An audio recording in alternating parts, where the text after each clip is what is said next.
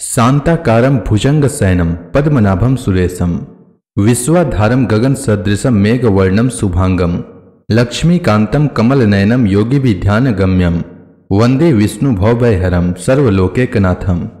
मंगलम भगवान विष्णु मंगलम गरुड़ध्वज मंगलम पुंडरीकाक्ष मंगलाय तनोहरि। ओम नमो भगवते वासुदेवाय। आज का दिन आप सभी के लिए मंगलमय हो। आज मैं कार्तिक मास की कथा का 11वां अध्याय सुनाने वाला हूं। शास्त्रों के अनुसार कार्तिक माह में प्रतिदिन स्नान करना चाहिए और भगवान विष्णु, माता लक्ष्मी एवं तुलसी माता की पूजा करनी चाहिए। साथ ही कार्तिक मास महात्म्य की कथा का पाठ अथवा श्रवण करना चाहिए। इससे जन्म जन्मांतर के पाप कर्मों का नाश होता है और घर में सुख समृद्धि का वास होता है। तो आइए श्रवण करते हैं कार्तिक मास महात्म्य की कथा का 11वां अध्याय। नारद जी आगे कहते हैं, इस प्रकार विष्णु पार्षदों के वचन सुनकर धर्मदत्त ने कहा, प्रायः सभी मनुष्य भक्तों का कष्ट दूर करने वाले श्री विष्णु की यज्ञ, दान, व्रत, तीर्थ सेवन तथा तपस्याओं के द्वारा विधि पूर्वक आराधना करते हैं। उन समस्त साधनों में से कौन सा ऐसा साधन है जो भगवान विष्णु की प्रसन्नता को बढ़ाने वाला तथा उनके सामीप्य की प्राप्ति कराने वाला है। दोनों पार्षदों अपने पूर्व जन्म की कथा कहने लगे। हे द्विज श्रेष्ठ, आपका प्रश्न बड़ा श्रेष्ठ है। आज हम आपको भगवान विष्णु को शीघ्र प्रसन्न करने का उपाय बताते हैं। हम इतिहास सहित प्राचीन वृतांत सुनाते हैं। सावधानी पूर्वक इसका श्रवण करें। ब्राह्मण, पहले कांचीपुरी में चोल नामक एक चक्रवर्ती राजा थे। उन्हीं के नाम पर उनके अधीन रहने वाले सभी देश चोल नाम से विख्यात हुए। राजा चोल जब इस भूमंडल पर शासन करते थे, उस समय उनके राज्य में कोई भी मनुष्य दरिद्र, दुखी, पाप में मन लगाने वाला अथवा रोगी नहीं था। एक समय की बात है, राजा चोल अनंत शयन नामक तीर्थ में गए, जहां जगदीश्वर भगवान विष्णु ने योग निद्रा का आश्रय लेकर शयन किया था। वहां भगवान विष्णु के दिव्य विग्रह की राजा ने विधि पूर्वक पूजा की। दिव्य मणि, मुक्ता, फल तथा सुवर्ण के बने हुए सुंदर पुष्पों से पूजन करके साष्टांग प्रणाम किया। प्रणाम करके ज्यों ही बैठे, उसी समय उनकी दृष्टि भगवान के पास आते हुए एक ब्राह्मण पर पड़ी, जो उन्हीं की कांची नगरी के निवासी थे। उनका नाम विष्णुदास था। उन्होंने भगवान की पूजा के लिए अपने हाथ में तुलसी दल और जल ले रखा था। निकट आने पर उन ब्राह्मण ने विष्णु सूक्त का पाठ करते हुए देवादिदेव भगवान को स्नान कराया और तुलसी की मंजरी तथा पत्तों से उनकी विधिवत पूजा की। राजा चोल ने जो पहले रत्नों से भगवान की पूजा की थी, वह सब तुलसी पूजा से ढक गई। यह देखकर राजा कुपित होकर बोले, विष्णुदास, मैंने मणियों तथा सुवर्ण से भगवान की जो पूजा की थी, वह कितनी शोभा पा रही थी। तुमने तुलसी दल चढ़ाकर उसे ढक दिया। बताओ ऐसा क्यों किया? मुझे तो ऐसा जान पड़ता है कि तुम दरिद्र और गंवार हो, भगवान विष्णु की भक्ति को बिल्कुल नहीं जानते। राजा की यह बात सुनकर द्विज श्रेष्ठ विष्णुदास ने कहा, राजन, आपको भक्ति का कुछ भी पता नहीं है। केवल राज लक्ष्मी के कारण आप घमंड कर रहे हैं। बतलाइए तो, आज से पहले आपने कितने वैष्णव व्रतों का पालन किया है? तब नृप श्रेष्ठ चोल ने हंसते हुए कहा, तुम तो दरिद्र और निर्धन हो। तुम्हारी भगवान विष्णु में भक्ति ही कितनी है। तुमने भगवान विष्णु को संतुष्ट करने वाला कोई भी यज्ञ और दान आदि नहीं किया और न पहले कभी कोई देव मंदिर ही बनवाया है। इतने पर भी तुम्हें अपनी भक्ति पर इतना गर्व है। अच्छा, तो ये सभी ब्राह्मण मेरी बात सुन लें। भगवान विष्णु के दर्शन पहले मैं करता हूं या यह ब्राह्मण, इस बात का आप सब लोग देखें। फिर हम दोनों में से किसकी भक्ति कैसी है, यह सब लोग स्वतः ही जान लेंगे।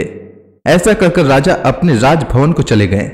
वहां उन्होंने महर्षि मुद्गल को आचार्य बनाकर वैष्णव यज्ञ प्रारंभ किया। उधर सदैव भगवान विष्णु को प्रसन्न करने वाले शास्त्रोक्त नियमों में तत्पर विष्णुदास भी व्रत का पालन करते हुए वहीं भगवान विष्णु के मंदिर में टिक गए। उन्होंने माघ और कार्तिक के उत्तम व्रत का अनुष्ठान, तुलसी की रक्षा, एकादशी को द्वादशाक्षर मंत्र का जाप, नृत्य, गीत आदि मंगलमय आयोजनों के साथ प्रतिदिन षोडशोपचार से भगवान विष्णु की पूजा आदि नियमों का आचरण किया। वे प्रतिदिन चलते फिरते और सोते हर समय भगवान विष्णु का स्मरण किया करते थे। उनकी दृष्टि सर्वत्र सम हो गई थी। वे सब प्राणियों के भीतर एकमात्र भगवान विष्णु को ही स्थित देखते थे। इस प्रकार राजा चोल और विष्णुदास दोनों ही भगवान लक्ष्मीपति की आराधना में संलग्न हो गए। दोनों ही अपने अपने व्रत में स्थित रहते थे और दोनों की ही संपूर्ण इंद्रियां तथा समस्त कर्म भगवान विष्णु को समर्पित हो चुके थे। इस अवस्था में उन दोनों ने दीर्घ काल व्यतीत किया। एक दिन की बात है, विष्णुदास ने नित्य कर्म करने के पश्चात भोजन तैयार किया, किंतु कोई छिपकर उसे चुरा ले गया। विष्णुदास ने देखा भोजन नहीं है, परंतु उन्होंने दोबारा भोजन नहीं बनाया, क्योंकि ऐसा करने पर सायंकाल की पूजा के लिए उन्हें अवकाश नहीं मिलता।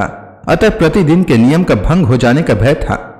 दूसरे दिन पुनः उसी समय पर भोजन बनाकर वे जो ही भगवान विष्णु को भोग अर्पण करने के लिए गए, तो ही किसी ने आकर फिर सारा भोजन हड़प लिया। इस प्रकार 7 दिनों तक लगातार कोई उनका भोजन चुरा कर ले जाता रहा। इससे विष्णुदास को बड़ा विस्मय हुआ। वे मन ही मन इस प्रकार विचार करने लगे, अहो, कौन प्रतिदिन आकर मेरा रसोई चुरा ले जाता है। यदि दोबारा रसोई बनाकर भोजन करता हूं तो सायंकाल की पूजा छूट जाती है। यदि रसोई बनाकर तुरंत ही भोजन कर लेना उचित हो तो मुझसे यह न होगा, क्योंकि भगवान विष्णु को सब कुछ अर्पण किए बिना कोई भी वैष्णव भोजन नहीं करता। आज उपवास करते हुए मुझे 7 दिन हो गए। इस प्रकार मैं व्रत में कब तक स्थिर रह सकता हूं। अच्छा, आज मैं रसोई की भली भांति रक्षा करूंगा। ऐसा निश्चय करके वे भोजन बनाने के पश्चात ही वहीं कहीं छिपकर खड़े हो गए। इतने में ही उन्हें एक चांडाल दिखाई दिया, जो रसोई का अन्न हर कर जाने के लिए तैयार खड़ा था। भूख के मारे उसका सारा शरीर दुर्बल हो गया था। मुख पर दीनता छा रही थी। शरीर में हाड़ और चर्म के सिवा कुछ शेष नहीं बचा था। उसे देखकर श्रेष्ठ ब्राह्मण विष्णुदास का हृदय करुणा से भर आया।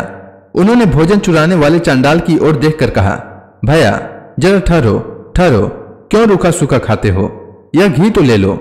इस प्रकार कहते हुए विप्रवर विष्णुदास को आते हुए देख वह चांडाल भय के मारे बड़े वेग से भागा और कुछ ही दूरी पर मूर्छित होकर गिर पड़ा। चांडाल को भयभीत और मूर्छित देखकर द्विज श्रेष्ठ विष्णुदास बड़े वेग से उसके समीप आए और दयावश अपने वस्त्र के छोर से उसको हवा करने लगे। तदंतर जब वह उठकर खड़ा हुआ तब विष्णुदास ने देखा वहां चांडाल नहीं है, बल्कि साक्षात नारायण ही शंख चक्र और गदा धारण किए सामने उपस्थित हैं। अपने प्रभु को प्रत्यक्ष देखकर विष्णुदास सात्विक भावों के वशीभूत हो गए।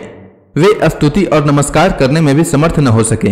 तब भगवान ने सात्विक व्रत का पालन करने वाले अपने भक्त विष्णुदास को छाती से लगा लिया और उन्हें अपने जैसा रूप देकर वैकुंठ धाम को ले गए। उस समय यज्ञ में दीक्षित हुए राजा चोल ने देखा विष्णुदास एक श्रेष्ठ विमान पर बैठकर भगवान विष्णु के समीप जा रहा है। विष्णुदास को वैकुंठ धाम में जाते देख राजा ने शीघ्र ही अपने गुरु महर्षि मुद्गल को बुलाया और इस प्रकार कहना आरंभ किया, जिसके साथ स्पर्धा करके मैंने इस यज्ञ दान आदि कर्म का अनुष्ठान किया है, वह ब्राह्मण आज भगवान विष्णु का रूप धारण करके मुझसे पहले ही वैकुंठ धाम को जा रहा है। मैंने इस वैष्णव धाम में भली भांति दीक्षित होकर अग्नि में हवन किया और दान आदि के द्वारा ब्राह्मणों का मनोरथ पूर्ण किया, तथापि अभी तक भगवान विष्णु मुझ पर प्रसन्न नहीं हुए और इस विष्णुदास को केवल भक्ति के ही कारण श्री हरि ने प्रत्यक्ष दर्शन दिया है। अतः जान पड़ता है कि भगवान विष्णु केवल दान और यज्ञों से प्रसन्न नहीं होते, उन प्रभु का दर्शन कराने में भक्ति ही प्रधान कारण है। दोनों पार्षदों ने कहा। इस प्रकार राजा ने अपने भांजे को राज सिंहासन पर अभिषिक्त कर दिया। वे बचपन से ही यज्ञ की दीक्षा लेकर उसी में संलग्न रहते थे, इसलिए उन्हें कोई पुत्र नहीं हुआ था। यही कारण है कि देश में अब तक भांजे ही राज्य के उत्तराधिकारी होते हैं। भांजे को राज्य देकर राजा यज्ञशाला में गए और यज्ञ कुंड के सामने खड़े होकर भगवान विष्णु को संबोधित करते हुए 3 बार उच्च स्वर से बोले, भगवान विष्णु, आप मुझे मन, वाणी, शरीर और क्रिया द्वारा होने वाली अविचल भक्ति प्रदान कीजिए। इस प्रकार कहकर वे सबके देखते देखते अग्नि कुंड में कूद पड़े। बस उसी क्षण भक्त वत्सल भगवान विष्णु अग्नि कुंड में प्रकट हो गए। उन्होंने राजा को छाती से लगाकर एक श्रेष्ठ विमान पर बैठाया और उन्हें अपने साथ लेकर वैकुंठ धाम को प्रस्थान किया। नारद जी बोले, हे राजन, जो विष्णुदास थे वे तो पुण्यशील नाम से प्रसिद्ध भगवान के पार्षद हुए और जो राजा चोल थे उनका नाम सुशील हुआ। इन दोनों को अपने ही समान रूप देकर भगवान लक्ष्मीपति ने अपना द्वारपाल बना लिया। तो इसी के साथ कार्तिक मास महात्म्य की कथा का 11वां अध्याय पूर्ण हुआ। अब आगे की कथा मैं कल लेकर आता हूं। तब तक के लिए भगवान विष्णु का नाम लेते रहें। तो प्रेम से बोलिए भगवान विष्णु की जय, श्री कृष्ण भगवान की जय, लक्ष्मी माता की जय, तुलसी माता की जय, समस्त देवी देवताओं की जय।